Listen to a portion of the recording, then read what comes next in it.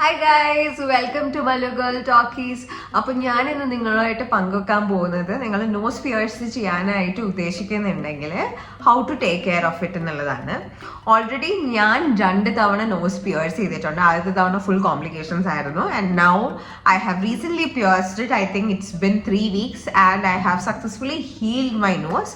So I think I am in a good position to share some tricks and tips that will help you through this process.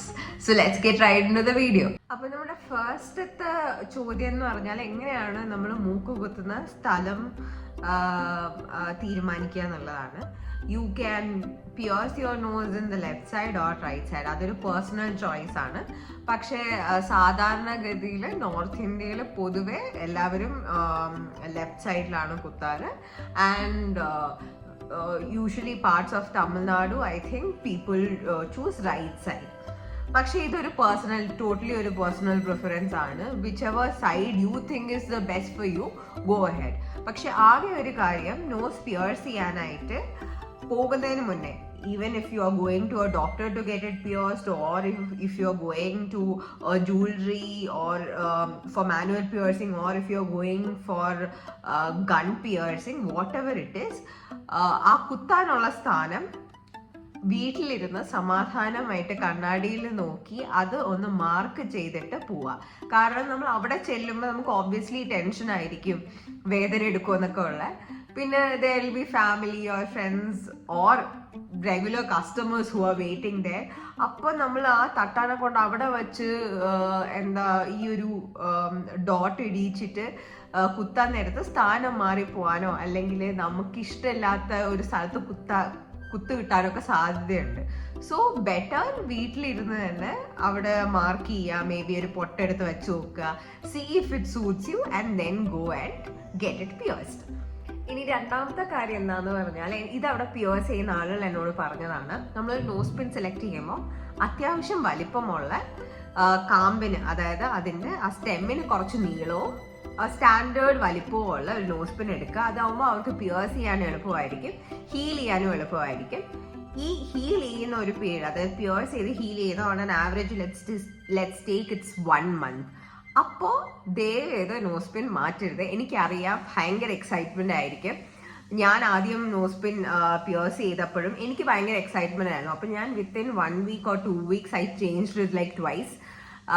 അപ്പം ഈ ഒരു area disturbed ആയിട്ട് എനിക്കിവിടെ ഇങ്ങനെ ഒരു bubble formation, I think it's called keloids or something, bubble formation ഉണ്ടായി. ഞാൻ പിന്നെ അതൊരു സ്കിൻ ഡോക്ടറെ കൊണ്ട് കാണിച്ചു. പുള്ളി മരുന്നൊക്കെ തന്നെങ്കിലും എനിക്ക് അത് കംപ്ലീറ്റ് ആയിട്ട് ആ സ്കിൻ ഹീലായില്ല. അവിടെ ഒരു ബമ്പും ഇറിറ്റേഷനും ഡിസ്കളറേഷനും ഒക്കെ ഉണ്ടായിരുന്നു. So what he said is to remove it, and I removed it previous year. So this time what I did is I didn't disturb it, I let it be, I let it heal. ഒരു 1-2 weeks കഴിഞ്ഞപ്പോൾ എനിക്ക് മനസ്സിലായി അത്യാവശ്യം നല്ല രീതിയിൽ heal ആയിട്ടുണ്ട്. That's only when I changed it to this particular nose pin. അപ്പോൾ the first thing is stop poking, touching, changing the nose pin within the first month of piercing.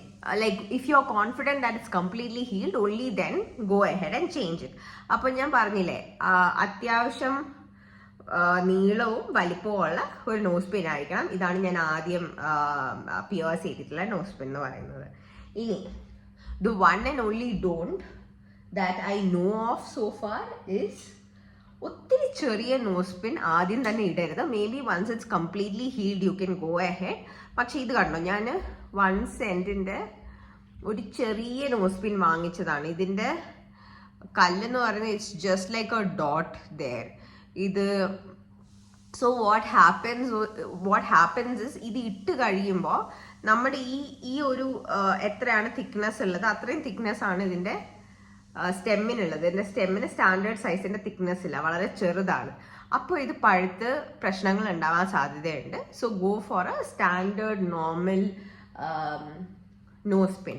പിന്നെ എപ്പോഴും പുതിയ നോസ് പിൻ വാങ്ങിക്കാൻ നേരത്ത് നമ്മൾ അതിൻ്റെ നീളം ചെക്ക് ചെയ്ത് നോക്കണം. ഞാൻ 2-3 ജ്വല്ലറി പോയപ്പോൾ എനിക്ക് മനസ്സിലായ കാര്യമാണ്, അവരുടെ കയ്യിൽ ഇപ്പോൾ നമുക്കൊരു 1000-1500-നകത്തൊക്കെയാണ് സാധാരണ ഗോൾഡിൻ്റെ നോസ് പിൻസ് അവൈലബിൾ ആയിട്ടുള്ളത്. ഈ നോസ് പിൻസിന്റെ നീളം വളരെ ചെറുതായിരിക്കും. അപ്പൊ നമ്മൾ വാങ്ങിച്ചുകൊണ്ട് വന്ന് ഇട്ട് കഴിയാൻ നേരത്ത് it will actually be pressing your nose like this. അപ്പോൾ വാങ്ങിക്കാൻ നേരത്തെ അത് സൂക്ഷിച്ച് വാങ്ങിക്കുക. ഇതിനകത്ത് ഞാൻ നോസ് പിൻസിന്റെ കാര്യം മാത്രമേ പറയുന്നുള്ളൂ, കാരണം ഞാൻ ഇതുവരെ ഒരു റിങ് വാങ്ങിച്ചിട്ടില്ല, യൂസ് ചെയ്തിട്ടില്ല. അത് യൂസ് ചെയ്ത് കഴിയുമ്പോൾ I will tell you more about how to select a nose ring. പക്ഷെ എൻ്റെ അടുത്ത് ഇത് പിയേഴ്സ് ചെയ്ത ആൾ പറഞ്ഞത് ആദ്യം നമ്മൾ ചെയ്യാൻ നേരത്ത് നോസ് പിന്നിട്ട് അത് ഹീൽ ചെയ്തതിന് ശേഷം റിങ്ങിലോട്ട് മാറുന്നതാണ് നല്ലത്, rather than directly piercing it with a ring. അപ്പോൾ those are all the things that I have learned in this journey so far, and നിങ്ങൾക്ക് യൂസ്ഫുൾ ആയിട്ടുണ്ടെന്ന് ഞാൻ വിചാരിക്കുന്നു. അപ്പോൾ സബ്സ്ക്രൈബ് ചെയ്യാൻ മറക്കണ്ട. Do share your suggestions and opinions in the comments below. Like, share, and yeah, I'll see you next time. Bye bye.